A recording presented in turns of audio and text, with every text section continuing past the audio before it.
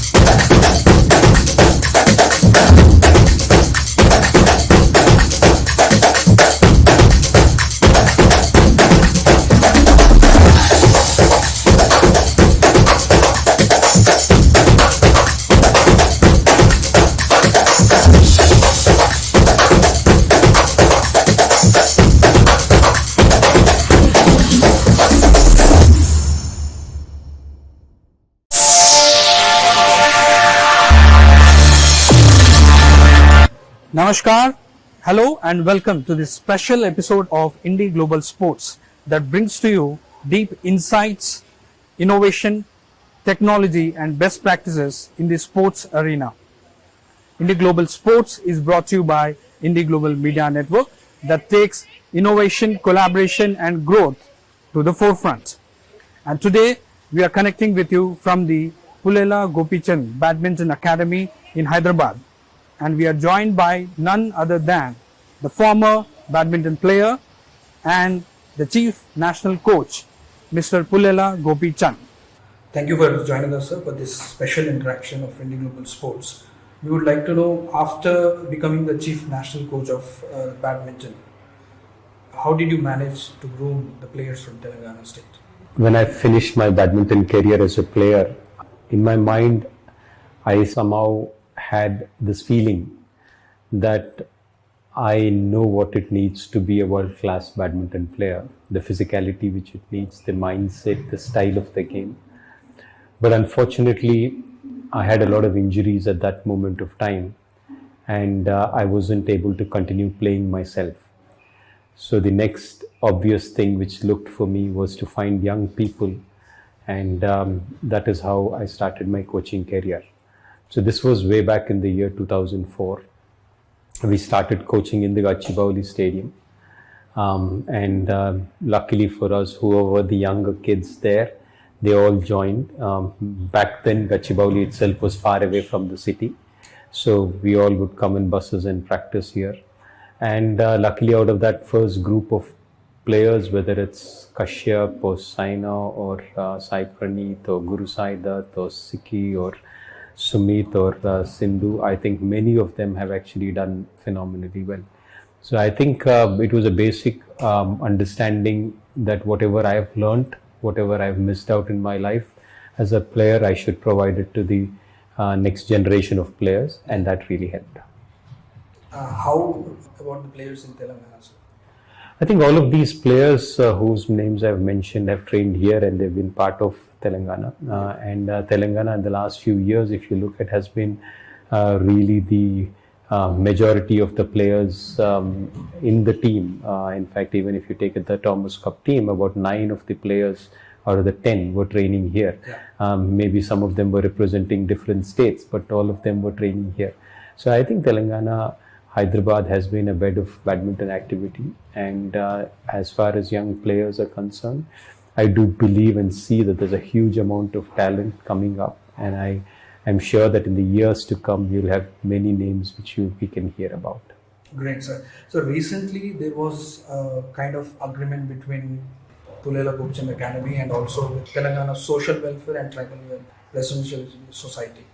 Would you like to tell something about us? We've been very fortunate that in the past we've always had great people at the helm of affairs at the department, and they're very progressive people. So we run an athletic project wherein the young and talented kids from across all social welfare societies are brought to a school near Gachibowli in Gopanapalli village. It's called Gaulidoddi School, and in Nalagandla there's a men's school. So these kids come over in buses to the training center in Gachibowli Stadium and train, and we take care of their entire training.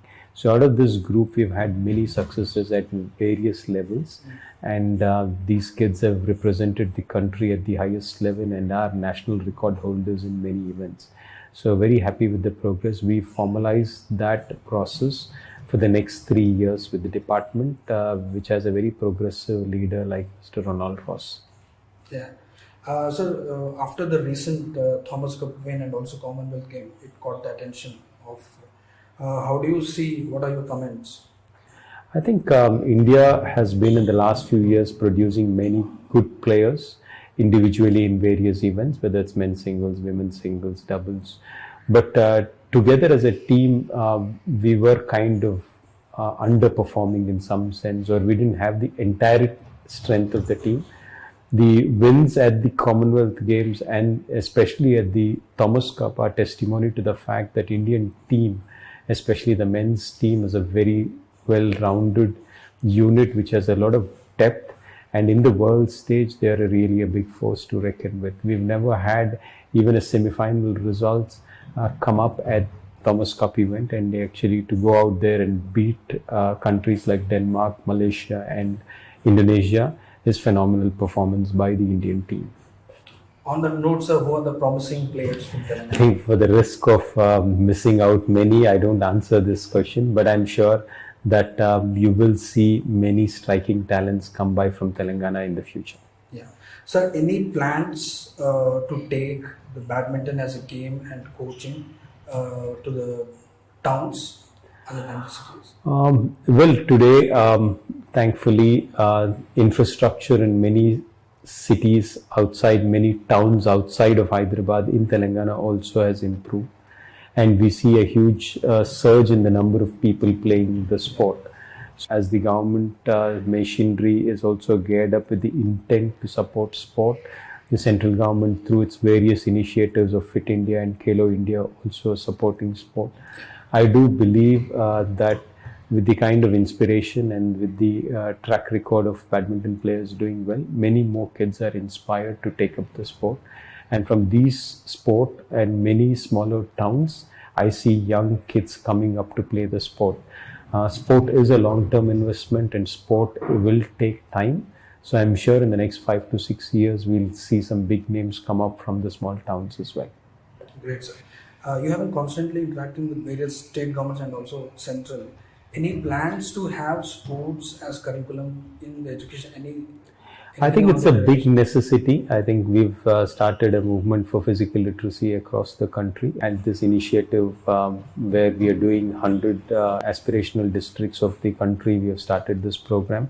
And I hope that the government of Telangana, through its sports and education departments, will take this initiative to every mandal in the district. They are talk about it, and I'm hoping that with the intent and the direction of the Honorable Chief Minister, we'll be able to achieve that in the coming months and years to come. Thank you so much, sir, for your time and support and your message to a larger audience that are going to come. Any message you would like to give to the youngsters? Well, sport is something which is very important, not necessarily because you produce medals or you make it a career, but most importantly, life lessons which are learned about failure, about discipline, about hard work and sacrifice come out of sport. There's no better teacher about failure than sport. Which other field tells you publicly that you're a failure or shows your weaknesses in front of people? Imagine a 10-year-old kid has to experience failure at a young age in front of people and be, in some sense, feel low. Imagine the confidence he has for the rest of his life when he comes back the next time to face a crowd. I think those aspects of failure and teaching don't come out in other fields, and that is the reason sport is very critical for development. It's high time that educational departments start looking at sport not from a performance perspective and a medal winning perspective, but from the perspective that it is an essential life skill for the future. Whether you're an engineer, a politician, a doctor, or a scientist, it doesn't matter. Sport gives you the seed capital and the background which is critical for you to grow. And I'm sure that many Western nations have recognized it. And we as a country which has a rich tradition of gurukuls, which has a rich tradition of art and dance, it's time we don't have to ape any of the Western world. We have to start digging deep into our own culture and to our own philosophy to find out what is important for us. And when we do that, it is very clear that sport and art and culture will come on top. I think for any nation to grow, for any community to grow, pride is very important.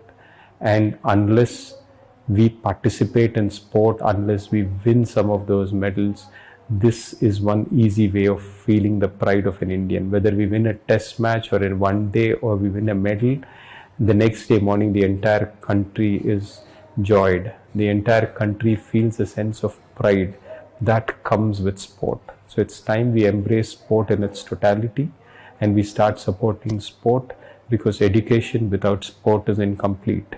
I don't know whatever I've learned in school, whether it's useful. The history, geography, maths, physics, chemistries are useful, but I'm sure the life lessons which all of the students who have learned about sport are definitely helpful in life. I wish you all the very best.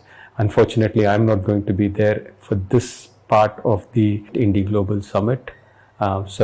Unfortunately, I'm not going to be part of this IndiGlobal Summit in Telangana and Hyderabad in September, but I'm sure the interactions between each of you will be fruitful and make a meaningful dialogue which will help education through sport.